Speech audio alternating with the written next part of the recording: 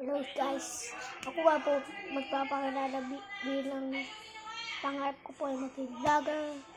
Kaya po maging pulis.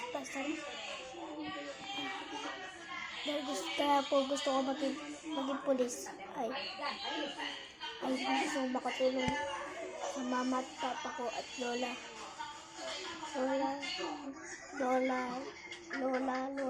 nanay, tatay. At pinagaya ko po si Sir Bibin na magaling din mag-vlog. Ano po, gusto ko po maging ganun. Si Kevin, hello po. At ako gusto kong gayahin dahil magaling kang artista. At ano po, gusto ko po makatulong sa nanay. Hirap na po kami sa aming